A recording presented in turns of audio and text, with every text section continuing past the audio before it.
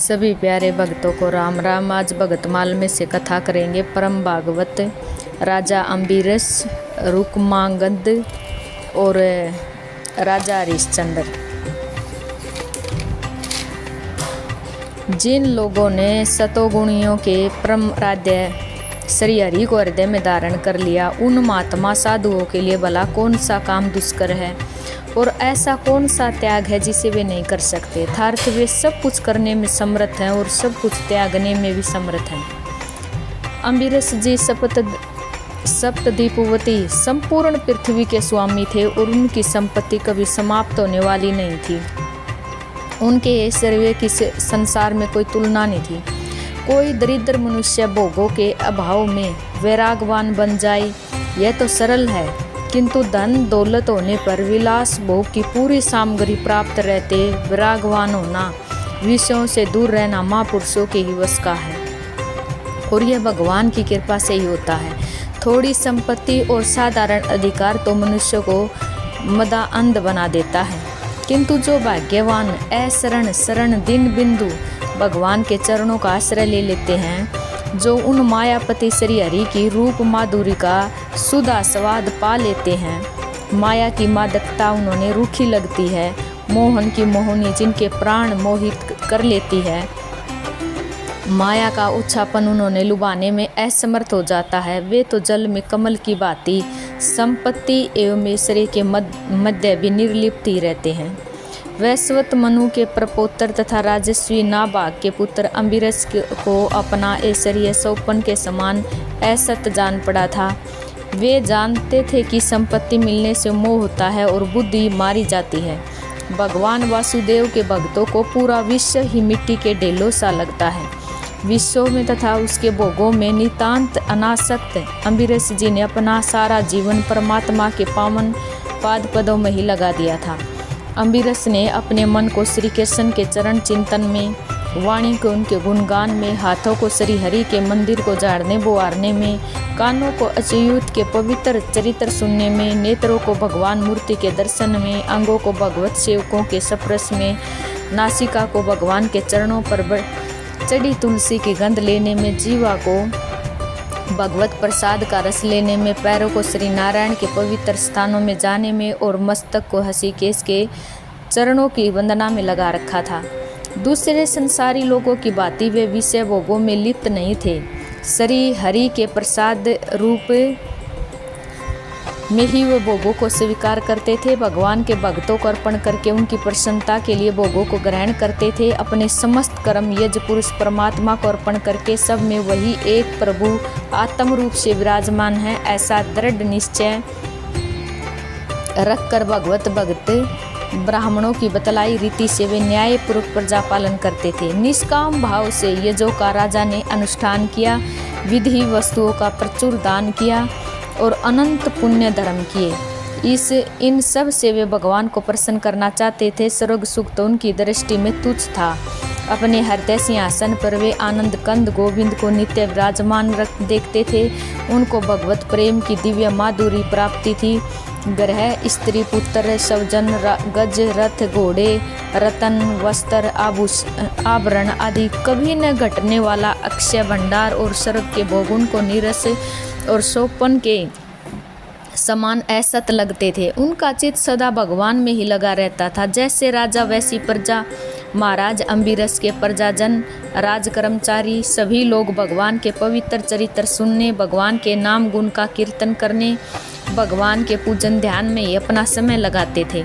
भगत वत्सल भगवान ने देखा कि मेरे ये भगत तो मेरे चिंतन में ही लगे रहते हैं, तो भक्तों के योग क्षेम की रक्षा करने वाले प्रभु ने अपने सुदर्शन चक्र को अम्बरीश तथा उनके राज्य की रक्षा में नियुक्त कर दिया। जब मनुष्य अपना सब भार उस सर्वेश्वर पर छोड़कर उनका हो जाता है, तब वे दया में उनके योग क्षेम का दायित्व अपने ऊपर लेकर उसे सर्वथा निश्चित कर देते हैं।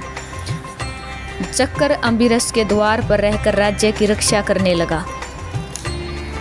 राजा अम्बरीश ने एक बार अपनी पत्नी के साथ श्री कृष्ण को प्रसन्न करने के लिए वर्ष की सभी एकादशियों के व्रत का नियम किया। वर्ष पूरा होने पर पारण के दिन उन्होंने धूमधाम से भगवान की पूजा की, ब्राह्मणों को गोदान किया। ये सब करके जब वे पारण करने जा रहे थे तभी महर्षि दुर्वासा शिष्यों सहित पधारे। राजा ने उनका सत्कार किया, उनसे भोजन करने की प्रार्थना की। दुर्वासा जी ने राजा की प्रार्थना स्वीकार कर ली और स्नान करने यमुना तट पर चले गए। द्वादशी केवल एक घड़ी शेष थी। द्वादशी में पारण न करने से व्रत भंग होता है। उधर दुर्वासा जी आएंगे कब यह पता नहीं था। अतिथि से पहले भोजन करना अनुचित था। ब्राह्मणों से व्यवस्था लेकर राजा ने भगवान के चरणोदक को लेकर पारण कर लिया। भोजन के लिए ऋषि की प्रतीक्षा करने लगे। दुर्वासा जी ने स्नान करके लौटते ही तपोबल से राजा के पारण करने की बात जान ली। वे अत्यंत क्रोधित हुए कि मेरे भोजन के पहले इसने क्यों पारण किया। उन्होंने मस्तक से एक जटा उखाड़ ली और उस जोर से पृथ्वी पर पटक दिया। उससे कालिंदी के समान किरता नामक की भयानक राक्षसी निकली। वह राक्षसी तलवार लेकर राजा को मारने दौड़ी। राजा जहाँ के तहाँ स्थिर खड़े रहे, उन्हें तिनक भी बह नहीं लगा। सर्वतः सब रूपों में भगवान ही है। यह देखने वाला भगवान का भक्त भला कहीं अपने ही दयामय स्वामी से डर सकता है। अम्बरीश को तो किरता भी भगवान ही दिखती थी, परंतु भगवान का सुदर्शन चक्र तो भगवान की आज्ञा से पहले से ही राजा की रक्षा में नियुक्त था। उसने पलक मारते किरता को भस्म कर दिया। दुर्वासा की भी खबर लेने उनकी ओर दौड़ा। अपनी किरता को इस प्रकार नष्ट होते और ज्वाला में कराल चक्र को अपनी ओर आते देखकर दुर्वासा जी प्राण लेकर भागे।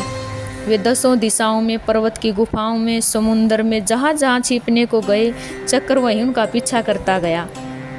आकाश पाताल में सब कहीं वे गए। इंद्र आदि लोकपाल तो उन्होंने क्या शरण देते, स्वयं ब्रह्मा जी और शंकर जी ने भी आश्रय नहीं दिया। दया करके शिव जी ने उनको भगवान के ही पास जाने को कहा। अंत में वे वैकुंठ गए और भगवान विष्णु के चरणों पर गिर पड़े। दुर्वासा ने कहा, प्रभु आपका नाम लेने से नार की जीव नरक से भी छूट जाते हैं, अतः आप मेरी रक्षा करें। मैंने आपके प्रभाव को न जानकर आपके भगत का अपराध किया, इसलिए आप मुझे क्षमा करें।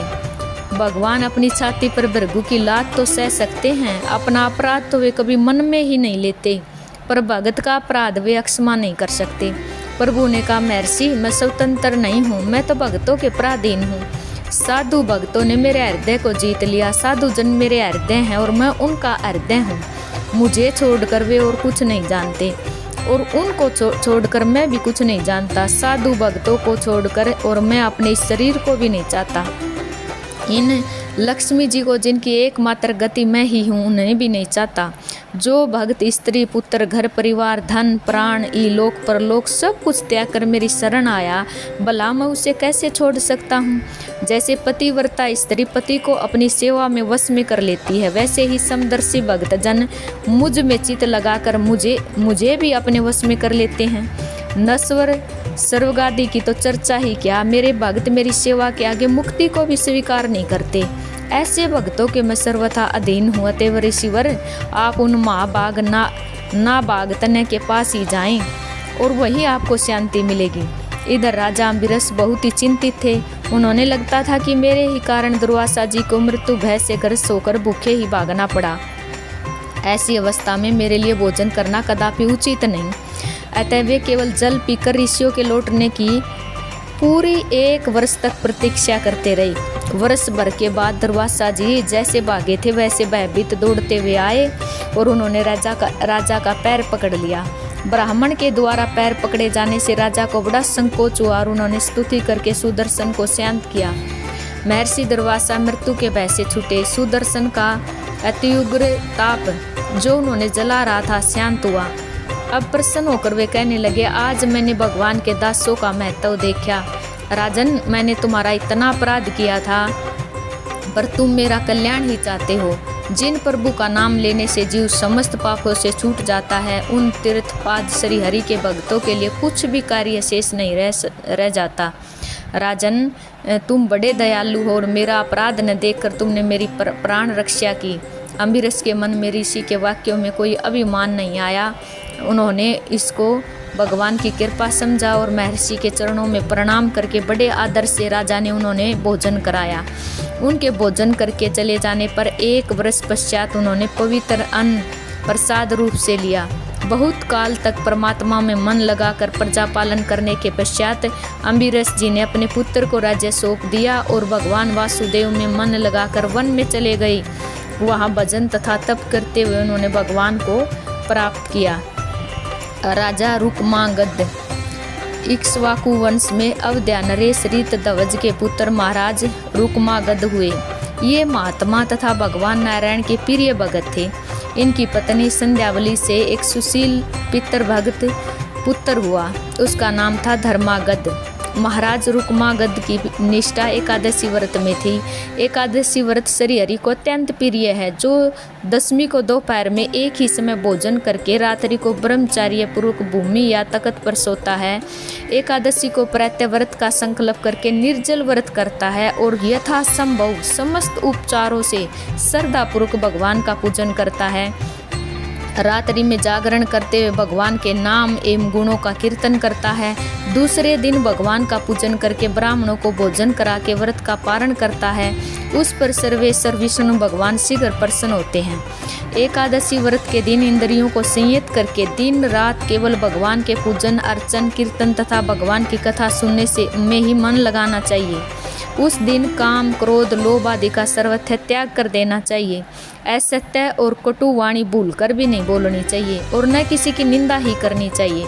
धर्म से द्वेष करने वाले नास्तिक शास्त्र निंदक भगवान में विश्वास न करने वाले लोगों से उस दिन बात भी नहीं करनी चाहिए। महाराज रुक्मांगद बड़ी सावधानी से इन नियमों का पालन करते थे। राजा की धर्मपरायणता के कारण उनकी समस्त प्रजा धार्मिक थी।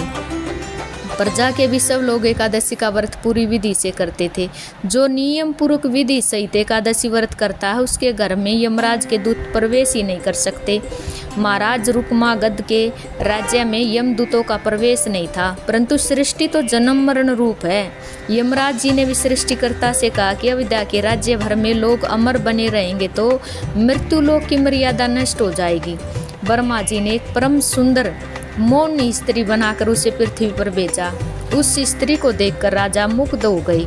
उसने भी इस शर्त पर राजा को पति बनाना स्वीकार किया कि वह जो कहेगी उसे महाराज अस्वीकार नहीं करेंगे। महाराज ने यह शर्त मान ली। एकादशी आने पर मोहनी ने कहा राजा व्रत न करे। महाराज तो सुनते ही सन्न रह गई। उन्होंने कहा रानी तुम कहो तो मैं अपने प्राण भी दे सकता हूँ, किंतु भगवान नारायण का एकादशी व्रत मैं नहीं छोड़ सकता। इसके बदले तुम और कुछ मांग लो। मोहनी ने कहा आप एकादशी व्रत नहीं छोड़ना चाहते तो अपने हाथ से कुमार धर्मगद का मस्तक काटकर मुझे दे दो।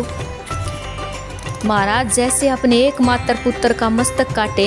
इस पर राजकुमार ने कहा पिताजी आप संकोच न करें, शरीर अमर तो है नहीं, कल नष्ट हो जाए या आज यह नष्ट तो होकर रहेगा, फिर इस देह से धर्म की रक्षा हो, पिता के व्रत और सत्य की रक्षा में देह लगे, इससे बड़ा सौभाग्य का मिलना। आप अपने सत्य की रक्षा करें। राजकुमार की माता परम सती रानी संध्यावली ने भी पुत्र की बात का समर्थन किया। अंत में महाराज खड़ंग लेकर पुत्र का मस्तक काटने को उद्यत हुए। जैसे ही राजा ने तलवार उठाई, अनंत करुणा धाम श्री हरि ने प्रकट होकर उन्होंने दर्शन दिया। भगवान की कृपा से विमान आया और उसमें बैठकर सपरिवार महाराज भगवत धाम पधारे। राजा हरिश्चंद्र महर्षि विश्वामित्र जी की कृपा से सशरीर स्वर्ग में जाने वाले और वहां से देवताओं द्वारा गिराए जाने पर बीच में ही अब तक स्थित रहने वाले महाराज त्रिशुंक विख्यात ही हैं और इन्हीं के पुत्र महाराज हरिश्चंद्र थे और ये प्रसिद्ध दानी भगवत भक्त और धर्मात्मा थे। इनकी धार्मिकता के प्रभाव से इनके राज्य में कभी अकाल नहीं पड़ता था, महामारी नहीं फैलती थी, दूसरे भी कोई दैविक या भौतिक उत्पात नहीं होते थे। प्रजा सुखी थी, प्रसन्न थी, धर्मपरायण थी। महाराज हरिश्चंद्र की सत्यनिष्ठा त्रिभुवन में विख्यात थी। देवसी नारद से महाराज की प्रशंसा सुनकर देवराज इंद्र को भी ईर्ष्या हुई और उन्होंने परीक्षा लेने का निश्चय करके विश्वामित्र जी को इसके लिए तैयार किया। विश्वामित्र जी ने अपने तप के प्रभाव से सोपन में राजा से संपूर्ण राज्य दान में ले लिया और दूसरे दिन अयोध्या जाकर उसे मांगा। सत्यवादी राजा ने सोपन के दान को भी सत्य ही माना और पूरा राज्य तथा कोष मुनि को सौंप दिया। हरिश्चंद्र जी पूरी पृथ्वी के चक्रवर्ती राजा थे। राज्य तो दान हो गया। शास्त्र कहते हैं कि काशीपुरी भगवान शंकर के त्रिशूल पर बसी है, अतः पृथ्वी के राज्य में उसे नहीं गिना जाता। हरिश्चंद्र ने काशी जाने का निश्चय किया। अब ऋषि विश्वामित्र ने इतने बड़े दान की सांगता के लिए दक्षिणा दीजिए। आज राजा हरिश्चंद्र, जो कल तक पृथ्वी के छत्र सम्राट थे, कंगाल हो गई। उनके पास एक कौड़ी भी नहीं थी। इतने पर उन्होंने ऋषि को दक्षिणा देना स्वीकार किया। अपने पुत्र रोहिताश्व तथा पत्नी सभ्या के साथ वे काशी आई। दक्षिणा देने का दूसरा कोई उपाय न देखकर पत्नी को उन्होंने एक ब्राह्मण के हाथ बेच दिया। बालक रोहित भी माता के साथ चला गया। विश्वामित्र जी जितनी दक्षिणा चाहते थे वह इतने से पूरी नहीं हुई। राजा ने अपने को भी बेचना चाहा। उन्होंने काशी के एक चांडाल ने शमशान पर पहरा देने के लिए और मृतक कर वसूल करने के लिए खरीद लिया। इस प्रकार राजा हरिश्चंद्र ने ऋषि को दक्षिणा दी। सोना अग्नि में पड़कर जल नहीं जाता, वह और चमकने लगता है। इसी प्रकार संकटों में पड़ने से धर्मात्मा पुरुष धर्म से पीछे नहीं हटते। उनकी धर्म निष्ठा विपत्ति की अग्नि में भस्म होने के बदले उज्ज्वलमय होती है और विशेष रूप से चमकने लगती है। हरिश्चंद्र चांडाल के सेवक हो गई।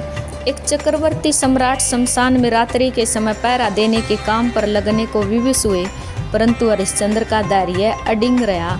उन्होंने इसे भी भगवान का कृपा प्रसाद ही समझा। महारानी सभ्या आज पति के धर्म का निर्वाह करने के लिए ब्राह्मण की दासी हो गई। वे वहाँ बर्तन मलने, झाड़ू देने, घर लीपने, गोबर उठाने आदि का काम करने लगी। जिस राजकुमार रोहित के संकेत पर चलने के लिए सैकड़ों सेवक सदा हाथ जोड़े खड़े रहते थे, वह नन्हा सा सुकुमार बालक ब्राह्मण के यह आज्ञा का पालन करता, डांटा जाता, चुपचाप रो लेता। एक दिन संध्या समय कुछ अंधकार होने पर रोहित ब्राह्मण की पूजा के लिए फूल तोड़ने गया था और वहां उसे सर्प ने काट लिया। बालक गिर पड़ा और प्राणहीन हो गया। बेचारी सभ्या जब वह महारानी थी तब थी, आज तो एकमात्र पुत्र मरा पड़ा था। उसका उसके सामने न तो कोई उसे दो शब्द कहकर धीरज दिलाने वाला था और न कोई उसके पुत्र के शव को शमशान ले जाने वाला था। रात्रि में अकेली रोती बिलखती बेचारी अपने हाथों पर पुत्र के देह को लेकर उसे जलाने शमशान गई। विपत्ति का यही अंत नहीं हुआ। शमशान के स्वामी चांडाल ने हरिश्चंद्र को आज्ञा दे रखी थी कि बिना कर दिए कोई भी लाश जलाने न पाए। रानी का रोना सुनकर हरिश्चंद्र वहां आ पहुँचे और कर मांगने लगे। हाय हाय, अयोध्या के चक्रवर्ती की महारानी के पास था क्या, आज तो वह कर भी दे। आज अयोध्या के युवराज की लाश उसकी माता के सामने पड़ी थी और माता कर दिए बिना उसे जला नहीं पाती थी। रानी के रुदन करदन से हरिश्चंद्र ने उसे पहचान लिया। कितनी भयंकर स्थिति होगी अनुमान किया जा सकता है। पिता के सामने उसके एकमात्र पुत्र का देह लिए पत्नी रो रही थी और पिता उस कंगालिनी से कर वसूल करना था। बिना कर लिए ही पुत्र के शरीर का दास रोकना था उन्होंने, परंतु हरिश्चंद्र का धर्म अविचल था। उन्होंने कहा, बरदरे, जिस धर्म के लिए मैंने राज्य छोड़ा, तुम्हें छोड़ा, रोहित को छोड़ा, और जिस धर्म के लिए मैं यहाँ चांडाल का सेवक बना, तुम दासी बनी, उस धर्म को मैं नहीं छोड़ूंगा। तुम मुझे धर्म पर डटे रहने में सहायता दो। रानी पतिव्रता थी। पति की धर्म रक्षा के लिए जिस महारानी ने राज्य छोड़कर दासी बनना तक स्वीकार किया, वे पति के धर्म का आदर न करे, ये कैसे संभव था। परंतु आज माता के सामने उसके पुत्र का निर्जीव शरीर था और उसे दाह करना था। पति का धर्म कर मांग रहा था और देने को क्या रखा था वहाँ। अंत में उस देवी ने कहा, नाथ, मेरे पास तो दूसरा वस्त्र भी नहीं, मेरी यह एक मैली साड़ी है जिसे मैं पहने हूँ और इसी के आंचल से ढककर मैंने बेटे को भी मैं ले आई हूँ। आपके पुत्र के देह पर कफन तक नहीं है और आप मेरी साड़ी को ही आधा फाड़ कर ले लें कर के रूप में। हरिश्चंद्र ने इस दिशा में भी साड़ी का आधा भाग लेना स्वीकार कर लिया। जैसे ही रानी ने साड़ी फाड़ना चाहा, स्वयं भगवान विष्णु प्रकट हो गए। वहाँ सत्य और धर्म भगवान का स्वरूप है। जहाँ सत्य है, धर्म है, वहीं स्वयं भगवान प्रत्यक्ष हैं। देवराज इंद्र तथा विश्वामित्र जी भी देवताओं के साथ वहाँ आ गए। धर्म ने प्रकट होकर बताया कि मैं स्वयं चांडाल बना था। इंद्र ने अमृत वर्षा करके कुमार रोहित को जीवित कर दिया।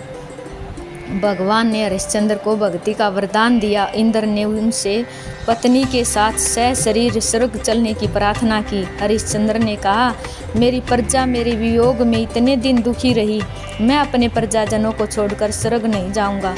इंद्र ने कहा, राजन, आपके इतने पुण्य हैं कि आप अनंत काल तक स्वर्ग में रहें। यह तो भगवान का विधान है। प्रजा के लोगों के कर्म भिन्न भिन्न हैं, सब एक साथ कैसे स्वर्ग जा सकते हैं। राजा हरिश्चंद्र ने कहा, मैं अपना समस्त पुण्य अपने प्रजाजन को देता हूँ। मैं स्वयं स्वर्ग जाना नहीं चाहता, आप उन्हीं लोगों को स्वर्ग ले जाएं। मेरी प्रजा के लोग स्वर्ग में रहें, मैं उन सब के पाप भोगने अकेला नरक जाऊंगा। महाराज की यह उदारता, यह प्रजा वत्सलता देखकर देवता संतुष्ट हो गए। महाराज के प्रभाव से समस्त अयोध्यावासी अपने स्त्री पुत्र आदि के साथ सधे स्वर्ग गए। पीछे विश्वामित्र जी ने अयोध्या को फिर से बसाया और कुमार रोहित को वहां सिंहासन पर बिठाकर संपूर्ण पृथ्वी का एक छत्र सम्राट बना दिया। बोलो सभी भक्तों को राम राम।